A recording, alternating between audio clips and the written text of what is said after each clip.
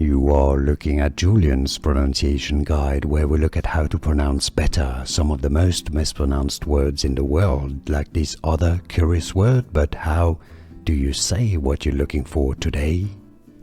We are looking at how to pronounce these names, as well as how to say more interesting but often confusing names that many mispronounce, including from Arabic. Yes, indeed, this is a name of Arabic origin, meaning brave.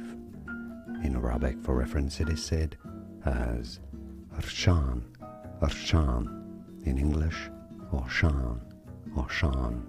From Arabic, Arshan.